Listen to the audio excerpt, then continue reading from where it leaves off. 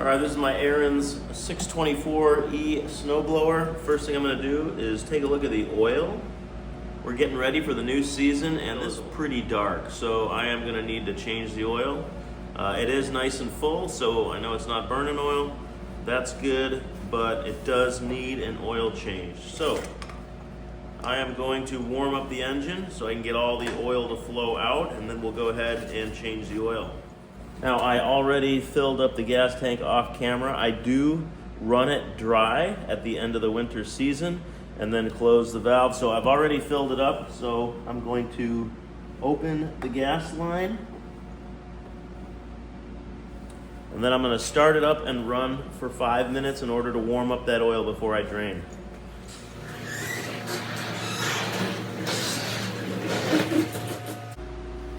All right, I'm going to open the choke.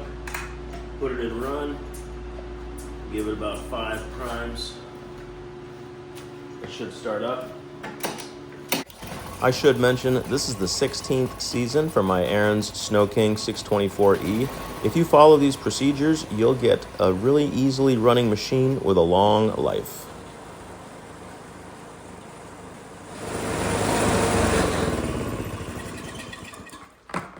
So with 5 minutes up, I have shut it down and I'm just using a wrench to pull off that drain plug, which is located on the rear of the engine. And as you can see, with the oil warm, even though it's cold in my garage, the oil is flowing out very nicely. And I'm gonna give this about 10 minutes just to make sure I get all that black oil out. With the oil drained, we'll replace the plug. You can screw this on with a wrench, or you can use a 5/8 socket to snug it down. That'll be fine. Now with the snowblower flat on the ground, I am going to remove the dipstick and the long plastic tube. Now I'll be using one of my longer funnels in order to add the 600 milliliters. That's what this 624E snowblower calls for, but we'll check the oil level with the dipstick to confirm. I should also mention, this is 5W30. Again, this is the Ariens Snow-King 624E. All right, with all of our oil in, we will replace the dipstick and tube. And now let's check the oil. Looks good.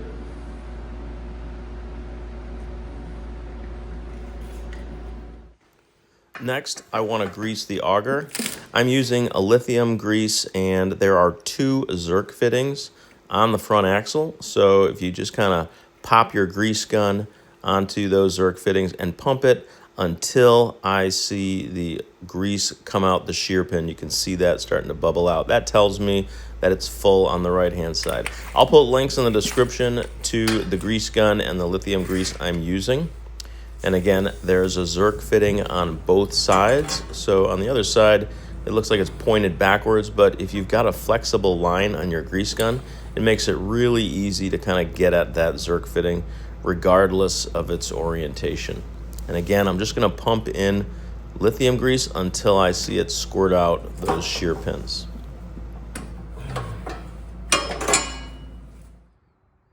Next, we want to check and make sure that each tire is at 20 PSI. Having the same amount of pressure in both tires will make sure that your snowblower slides smoothly and nice and flat, especially if you've got your skids dialed in. If one tire has higher pressure than the other, that will actually kind of end up with one side higher than the other, and you'll get kind of a cruddy looking job when you're trying to clear the snow off your driveway. All right, with the auger greased, next thing I want to do is I want to take a look at this bottom blade. This bottom blade, you can replace this. So I'm just feeling behind it, and I can feel there's a good 1/2 inch between this blade and the actual housing for the auger. So that's perfect. So I don't need to adjust or replace this blade. Next, I want to check these side skids. And you can see, you can slide these up and down. Again, these skis, so to speak, are going to protect the housing of your auger. So you can see my skis are still sticking down a good 1/2 inch. And if I look on the other side, I still got a lot of room to wear. So my skis are in good position. If I did need to adjust these, I could just loosen these nuts and I could slide this ski down.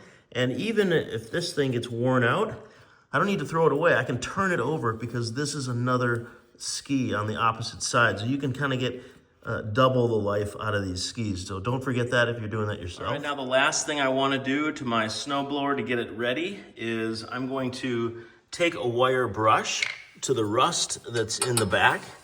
You can see that. And then I'm going to give it a coating of Rust-Oleum. I'm going to try and match that orange for this Ariens snowblower. Once I do that and I take care of the rust, I'm going to let that cure for a couple of days.